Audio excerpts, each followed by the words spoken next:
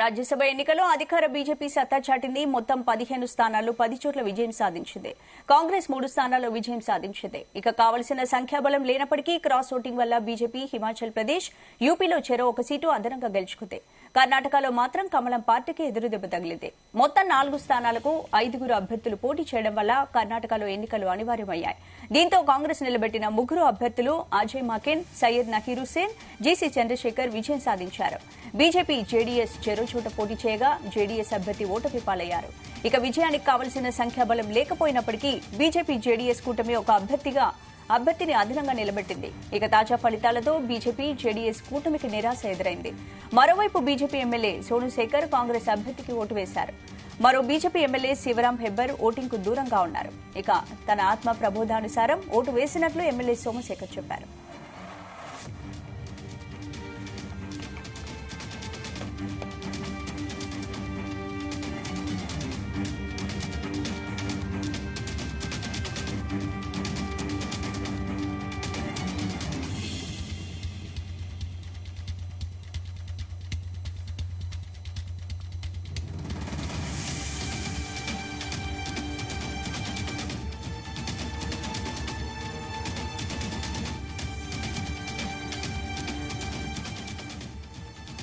కాంగ్రెస్ గెలుపుతో కార్యకర్తల్లో ఉత్సాహం కనిపించింది. కాంగ్రెస్ విజయోత్సవంలో పాకిస్తాన్ జిందాబాద్ అంటూ నినాదాలు విన్నట్టాయి. ఈ నినాదాలతో అలర్ట్ అయిన నేతలు వద్దని వారించారు. కాగా దీనిపై నేటి అసెంబ్లీ సమావేశాల్లో ప్రస్తావిస్తామని బీజేపీ నేతలు తెలిపారు.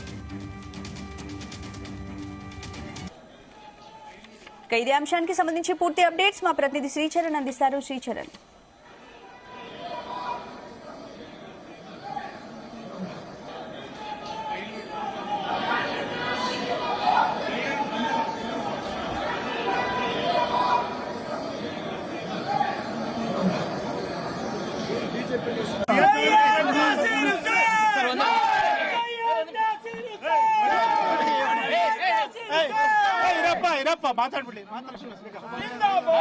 ನಾಸಿರ್ ಹುಸೇನ್ ಅವರು ಬನ್ನಿ ಮಾತಾಡ್ಸೋಣ ಸರ್. ಗೆಲುವಾಗಿದೆ.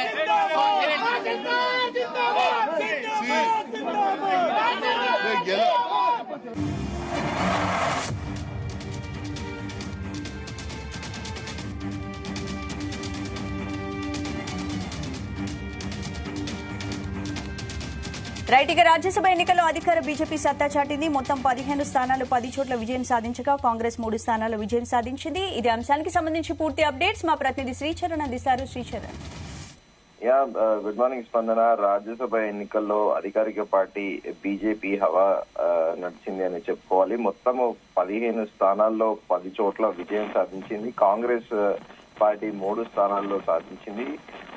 కావాల్సిన సంఖ్యాబలం లేనప్పటికీ కూడా క్రాస్ ఓటింగ్ వల్ల బీజేపీ హిమాచల్ ప్రదేశ్, యూపీలో చెరొక సీటు అదనంగా గెలుచుకుంది. కర్ణాటకలో మాత్రం బీజేపీ పార్టీకి ఎదురుదెబ్బ తగిలిందని చెప్పాలి. మొత్తం 4 స్థానాలకు 5 అభ్యర్థులు పోటీ చేయడం వలన కర్ణాటకలో ఎన్నికలు అనివార్యమయ్యాయి. దీంతో కాంగ్రెస్ నిలబెట్టిన 3 అభ్యర్థులు అజయ్ మాకెన్ తో పాటు సయ్యద్ నకీర్ హుస్సేన్, జీసీ చంద్రశేఖర్ విజయం సాధించారు. బీజేపీ, జేడీఎస్ చెరో చోట పోటీ చేయగా జేడీఎస్ అభ్యర్థి ఓటమి పాలయ్యారు. విజయానికి కావాల్సిన సంఖ్యాబలం లేకపోయినప్పటికీ కూడా బీజేపీ, జేడీఎస్ కూటమి ఒక అభ్యర్థిని అదనంగా నిలబెట్టింది. తాజా ఫలితాలతో బీజేపీ, జేడీఎస్ కూటమికి నిరాశ ఎదురైందని చెప్పుకోవాలి మనము. మరోవైపు బీజేపీ ఎమ్మెల్యే ఆశ్చర్యకరంగా సోమశేఖర్ కాంగ్రెస్ అభ్యర్థికి క్రాస్ ఓటు వేశారు. మరో BJP MLA Shivaram Hebbar voting కు దూరంగా ఉన్నారు. ఇదంతా ఇప్పుడు ప్రస్తుతం కర్ణాటకలో సర్వత్రా ఒక చర్చకు దారి తీసింది. బీజేపీ ఎమ్మెల్యే కాంగ్రెస్ కి క్రాస్ ఓటింగ్ వేయడం అనేది కూడా ఇప్పుడు అక్కడ బీజేపీ పార్టీ పెద్దలు మల్లగుల్లలు పడుతున్నారు. ఇదే ఒక రకంగా ఇది కర్ణాటకలో మొన్న టైమ్స్ రిపబ్లిక్ టీవీ ఇచ్చిన సర్వేలో దాదాపు కర్ణాటకలో మంచి ఫలితాలు రాబోతున్నాయి పార్లమెంట్ ఎన్నికల్లో అన్న సర్వే నేపథ్యంలో ఇలా బీజేపీ ఎమ్మెల్యేనే కాంగ్రెస్ కు క్రాస్ ఓటింగ్ చేయడం ఏంటనేది కూడా ఇప్పుడు ప్రస్తుతం అక్కడ సర్వత్రా చర్చ నడుస్తోందని చెప్పాలి. అయితే ప్రబోధానుసారం తన ఆత్మ ప్రబోధానుసారం ఓటు వేసినట్లు కూడా ఎమ్మెల్యే సోమశేఖర్ కూడా స్పష్టంగా చెప్పారు.